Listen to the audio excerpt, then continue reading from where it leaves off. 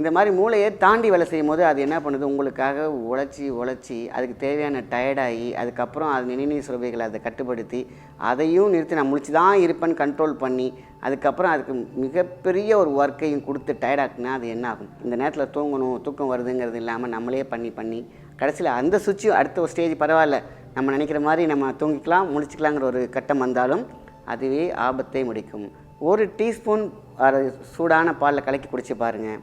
உடலுக்கு பார்த்தீங்கன்னா ரத்த ஓட்டம் நல்லாயிருக்கும், ரத்த விருத்தி நல்லாயிருக்கும், பிரெயினுக்கு நல்லது, மெமரிக்கு ரொம்ப நல்லது. 10 நாள் எடுத்துகிட்டு விட்டுடலாம். 10 நாள்லேயே உங்களுக்கு நல்லா தூக்கம் வரும். ஸோ அடுத்த மாதம் 10 நாள், அடுத்த மாதம் 10 நாள், எப்படி மாதம் ஒரு 10 நாள் மட்டும் தான் எடுக்கணும், கண்டினியூவாக எடுக்கக்கூடாது. ஸோ அந்த 15 டேஸ்லேயே உங்களுக்கு மிகப்பெரிய மனக்குழப்பம் நீங்கியிருக்கும், ஸ்ட்ரெஸ்ஸு காணாமல் போயிருக்கும், உடல் ரீதியாக உங்களுக்கு பெரிய மாற்றம் வந்திருக்கும், மன ரீதியாக மாற்றம் வந்திருக்கும். ஓம்ங்கிறது ஏன் நான் அடிக்கடி சொல்லுவேன் அப்படின்னா, அது மிகப்பெரிய ரீங்காரம் மட்டுமில்லை, அது ஓங்காரம். தலையிலேருந்து கால் வரைக்கும் வைப்ரேட் பண்ணி ஸ்டிமுலேட் பண்ணிக்கிட்டே இருக்கும். ஏதோ ஒரு விஷயம் அழுதுகிட்டே இருக்கிற மாதிரி காதில் வந்து டிஸ்டர்ப் பண்ணிகிட்டே இருக்கிற மாதிரி. அதுக்கப்புறம் அவங்கள ஆர்டர் பண்ணும். இதெல்லாம் வந்து பார்த்திங்கன்னா மல்டிபிள் டிஸார்டர்ஸ் மல்டிபிள் இருக்கும். அப்புறம் ஸ்பிளிட் பர்சனாலிட்டியாக மாறும். அப்புறம் சைக்கோ. இந்த மருந்துகள் எல்லாம் உங்களை சாந்தப்படுத்தும், அமைதிப்படுத்தும், சுத்தப்படுத்தும், தூய்மைப்படுத்தும். ஆக மொத்தத்தில் நீங்கள் நல்லா வாழ்கிறதுக்கான டிப்ஸை நம்ம முன்னோர்கள் அழகாக கொடுத்துருக்காங்க.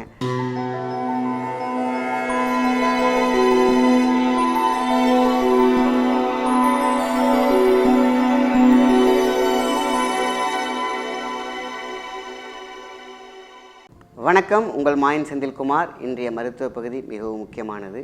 படுத்தா தூக்கம் வரணும். இன்சோமைனியாங்கிறது சாதாரண விஷயம் கிடையாது, தூக்கமின்மை.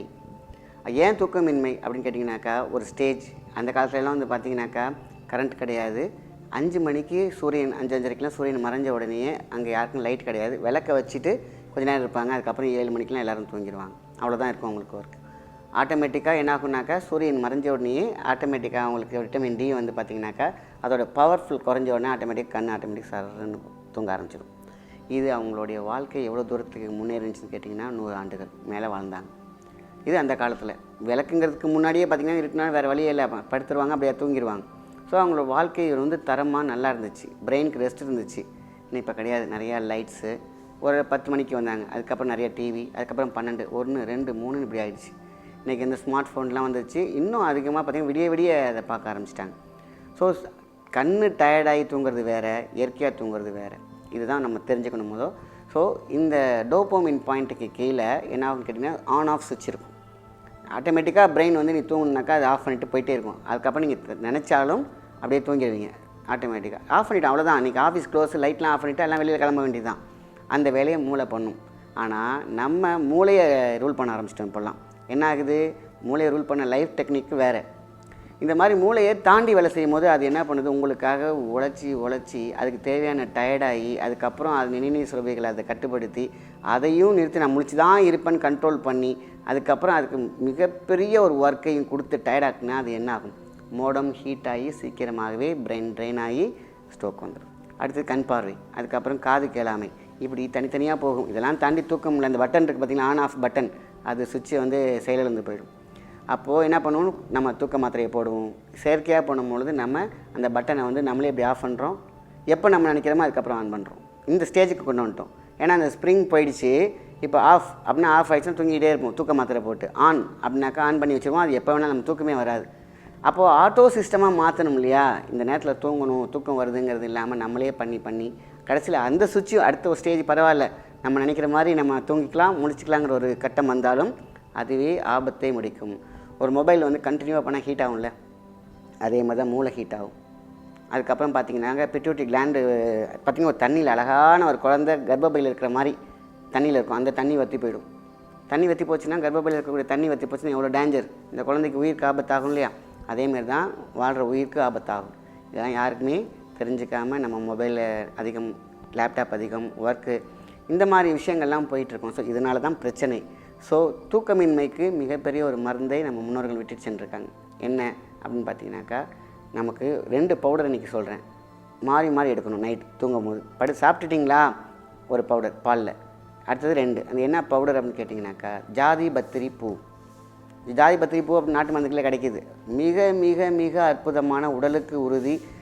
நீங்கள் வந்து ஒரு ஸ்லீப்பிங் டோஸ் போட்டிங்கனாக்கா அது என்னாகும், சைடு எஃபெக்ட் தான் வரும். ஆனால் இது அப்படி கிடையாது.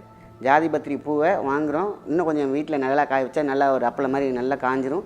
பொடி மிக்சியில் போட்டு பவுடர் பண்ணி வச்சுக்கோங்க, இடித்து பவுடர் பண்ணி வச்சுக்கோங்க.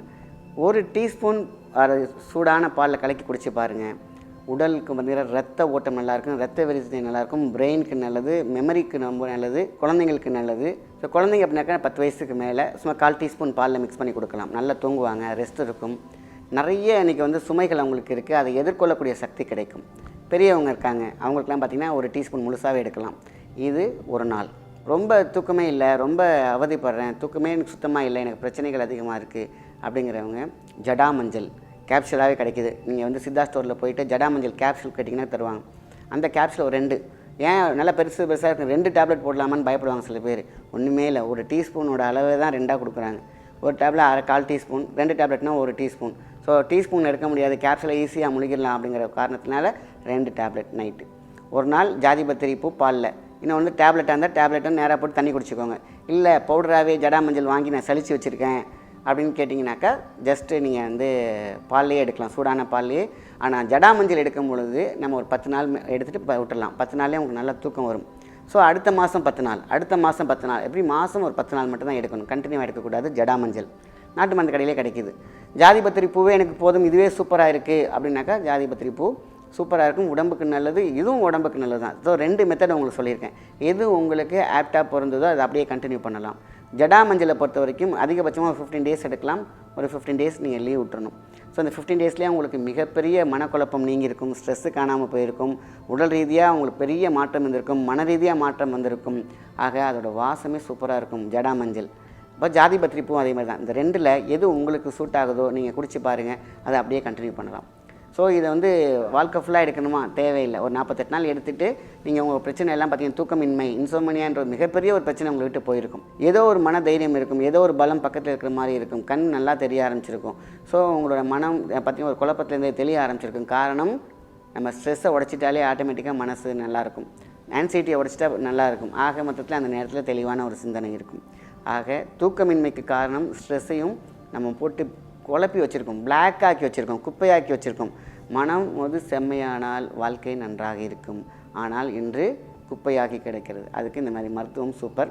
ஸோ தூக்கம் வரத்துக்கான ஒரு முத்திரைனா ப்ரெஷர் பாயிண்ட் கூட வச்சுக்கலாம். இந்த அளவு கையில் ஒரு இப்படி கை வச்சுக்கோங்க. நம்ம கடவுளை வேண்டும்ல, கடவுளே என்னை காப்பாற்று அப்படிம்போம் இல்லையா, காரணம் ஆட்டோமேட்டிக்காக வந்துடும். இப்படி வந்துடும், இல்லாட்டினா இப்படி வந்துடும். ஏன்னு கேட்டிங்கனாக்கா ஐவிரல் பொத்தி ஐவிரல் பித்தின்னு சொல்லுவாங்க. ஸோ ஐவிரல் பொத்தி இருக்கணும், ஐவிரல் பித்தி ஆச்சுன்னா இப்படி நமக்கு வந்து எனர்ஜியெல்லாம் வேஸ்ட் ஆகும். இப்படி ஐவிரல் பொத்தி மனமுருக வேண்டினால் உங்களுக்கு பிடிச்ச இஷ்ட தெய்வத்தை மனசில் வைத்துக்கலாம். இல்லைனா ஓம் என்ற சாண்ட், ஓம்ங்கிறது ஏன் நான் அடிக்கடி சொல்லுவேன் அப்படின்னா, அது மிகப்பெரிய ரீங்காரம் மட்டுமில்லை, அது ஓங்காரம். தலையிலேருந்து கால் வரைக்கும் வைப்ரேட் பண்ணி ஸ்டிமுலேட் பண்ணிக்கிட்டே இருக்கும். அந்த சத்தத்திற்கு ஒரு மகிமை உண்டு. ஸோ அதனால் இந்த முத்திரை அழகாக போட்டுட்டு நெஞ்சுக்கிட்ட அப்படி வச்சுக்கிட்டு எனக்கு நல்லா தூக்கம் வரணும்னு சொல்லிகிட்டே இருந்தாலும் அப்படியே படிச்சுட்டே இருங்க, அப்படியே கையில் பிடிச்சிட்டே இருங்க. இந்த இடத்துல ஒரு வெப்பம் உருவாகி உங்களுடைய அந்த ஆன் ஆஃப் சுவிட்சின் பட்டனை கரெக்டாக கொண்டு போயிடும். ஸோ இது காலையில் எழுந்திரிச்சோடனையும் பண்ணலாம். ப்ராக்டிஸ்க்கு நைட்டு படுக்க போகும்போது இப்படி வச்சு பாருங்கள், ஆட்டோமேட்டிக்காக உங்களுக்கு தூக்கம் வரும். ஸோ இந்த ஒரு பயிற்சி போதுமான விஷயந்தான். மருந்து 2 சொல்லியிருக்கேன், உங்களுக்கு வந்து இந்த முத்திரை வந்து சொல்லியிருக்கேன். இதுவே போதுமான விஷயம்.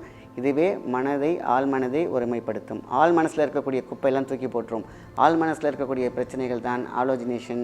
அதேமாதிரி உங்களுக்கு டோட்டலாக வந்து பார்த்திங்கன்னா பிம்ப மாற்றம், காதில் வந்து டினிட்டஸ் உருவாகிறது. அதேமாதிரி வந்து பார்த்திங்கனாக்கா ஏதோ ஒரு பிம்பம் பக்கத்தில் நிற்கிற மாதிரி சொல்கிறது, ஏதோ ஒரு விஷயம் அழுதுகிட்டே இருக்கிற மாதிரி காதில் வந்து டிஸ்டர்ப் பண்ணிகிட்டே இருக்கிற மாதிரி. அதுக்கப்புறம் அவங்கள ஆர்டர் பண்ணும். இதெல்லாம் வந்து பார்த்திங்கன்னா மல்டிபிள் டிஸார்டர்ஸ் மல்டிபிள் இருக்கும். அப்புறம் ஸ்பிளிட் பர்சனாலிட்டியாக மாறும். அப்புறம் சைக்கோ மீன்ஸ் எதுக்காக சொல்கிறேன்னு கேட்டிங்கன்னா, என்ன செஞ்சால் இது செஞ்சால் வலிக்கும், அடுத்தவங்களை வந்து காயப்படுத்தினா வலிக்கும்னு சொல்கிறது தான் வந்து சைக்கோன்னு சொல்லுவாங்க. இதெல்லாம் வந்து ஒரு ஸ்டேஜாக வந்து நம்ம மனம் பக்குவப்படாமல் மிகப்பெரிய மக்கி குப்பையாகும் பொழுது சில பேருக்கு உரமாகும்.